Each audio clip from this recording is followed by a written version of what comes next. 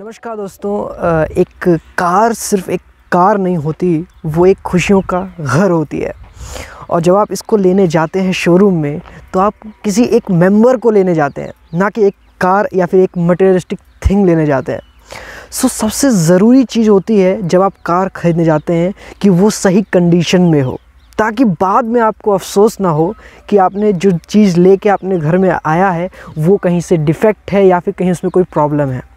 इसीलिए यहाँ पे सबसे बड़ा इम्पॉर्टेंट रोल प्ले होता है PDI का, यानी कि प्री डिलीवरी इंस्पेक्शन, जिसमें आप अपनी कार को चारों तरफ से देखते हैं, उसकी खूबसूरती को देखते हैं, उसके फीचर्स को देखते हैं, और अगर आपको कोई डिफ़ेक्ट समझ में आता है तो अपने डीलर को आप कांटेक्ट करते हैं, ताकि वो आपको डिलीवरी से पहले वो चीज़ सही करके दे दे। तो जब आप PDI करते हैं, तो वैसे मैं किसी भी डीलर को ख़राब नहीं बोल रहा, और किसी भी कंपनी को या फिर किसी भी पर्टिकुलर एजेंसी को मैं ख़राब नहीं बोल रहा, बट कई बार जाने अनजाने में ऐसी गलतियां हो जाती हैं, और उसको इंश्योर करना कि वो गलती आपके साथ ना आप पे थोपी जाए, इसलिए आपको PDI करना ज़रूरी है। वैसे तो कोई भी कार चेक होके आती है कंपनी से, लेकिन फिर भी आपकी एक ज़िम्मेदारी होती है, जब आप उसको ख़रीदते हैं, शोरूम से उठाते हैं, तो आप उसको एक बार चेक कर ले। आप उसके फीचर्स, एक्सटीरियर, इंटीरियर और जितना भी अंदर फंक्शंस है वो सबको चेक कर लें, ताकि जब तक गाड़ी शोरूम में है आप उसका कुछ भी जो भी डिफ़ेक्ट है उसको सुधरवा सकते हैं। और लेकिन अगर एक बार शोरूम से वो बाहर चली गई, फिर वो गलती सारी आपके ऊपर आ जाएगी। इसलिए मैं चाहता हूँ कि आप इस वीडियो को ध्यान से देखिए, और इस वीडियो में हम सीखेंगे कि कैसे आप एक PDI कर सकते हैं। और अगर आपके पास एक चेकलिस्ट है, तो आप शोरूम में आप ये चीज़ चेक कर सकते हैं कि ये चीज़ें आपकी कार में है, सही है कि नहीं। क्योंकि अगर ये चीज़ में कुछ भी गड़बड़ हुआ तो वो आपका शोरूम में सही हो जाएगा, लेकिन एक बार अगर बाहर आ गई तो प्रॉब्लम हो जाएगी। चलिए शुरू करते हैं। PDI में चेकलिस्ट में आप क्या क्या देख सकते हैं, मैं आपको दिखाने की कोशिश करता हूँ। सबसे पहले तो आप अपनी की उठाइए। अगर रिमोट की है तो कीलेस एंट्री करके गाड़ी को स्टार्ट करके देखिए। पहले इंफोटेनमेंट, फिर इग्निशन, देन क्लच दबा के गाड़ी को भन्ना दीजिए। फिर जल्दी से बंद भी कर दीजिएगा, वरना शोरूम वाले घबरा जाएंगे। फिर आप ओडोमीटर में देखिए कि गाड़ी कितनी चली है। अगर 50 किलोमीटर या उससे कम है तो बढ़िया है, इतना होगा ही। ट्राई कीजिए गाड़ी को डे लाइट और खुली स्पेस में देखने के लिए। अब बात करते हैं गाड़ी के एक्सटीरियर की। फिर कार के फ्रंट एंड बैक बम्पर को भी चेक कर लीजिए। एक बात सबसे ज़रूरी, टाटा का फिट एंड फिनिश इशू बहुत होता है, इसलिए कार की इंटीरियर में डैशबोर्ड, स्टीयरिंग व्हील की तरफ ठीक से थोड़ा गौर फरमाइएगा। आउटसाइड रियर व्यू मिरर यानी कि ORVMs को भी देख लीजिए, कहीं कोई डैमेज या स्क्रैच तो नहीं है। गाड़ी के टायर्स भी देख लीजिए, गोल है कि नहीं।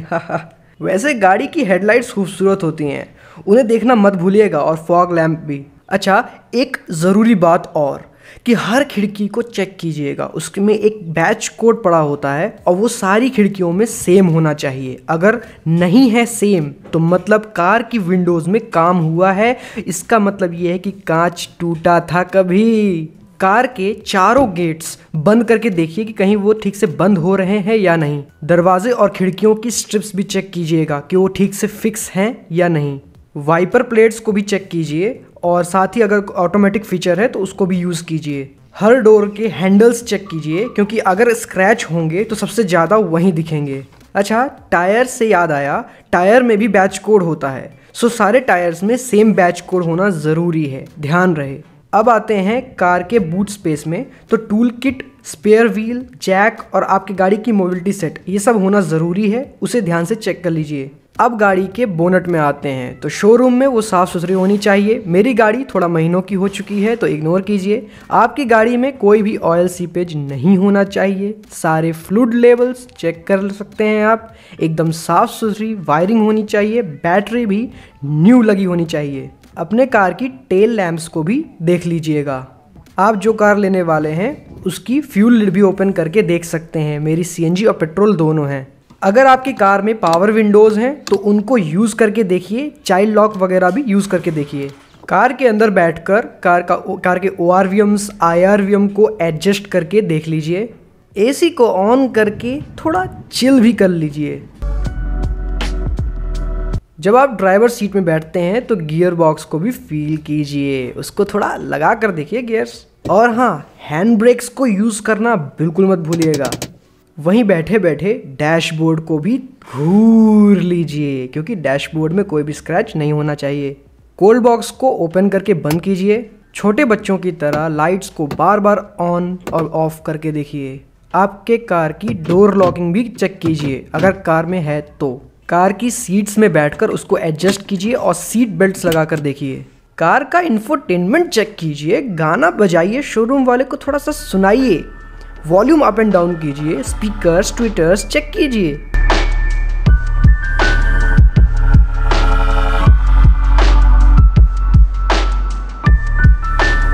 और हाँ, चार्जिंग सॉकेट इलेक्ट्रिकल फंक्शंस को चेक करना मत भूलिएगा।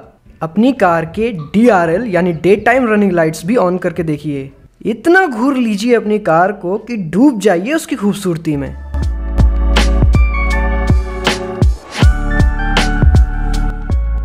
कार के हेडलाइट्स, इंडिकेटर्स को ऑन करके देखिए।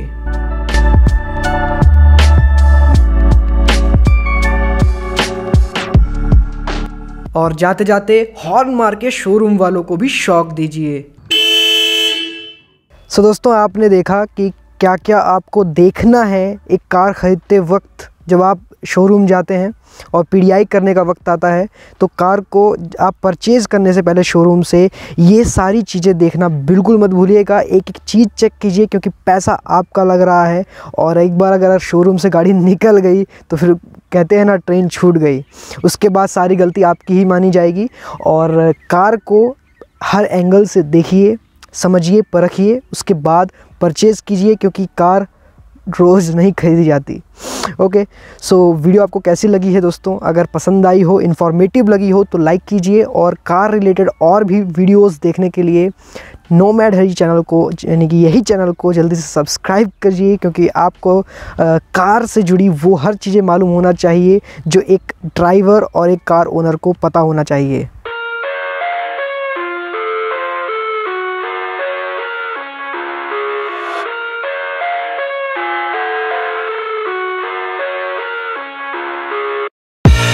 I live inside my own world of make-believe. Kids screaming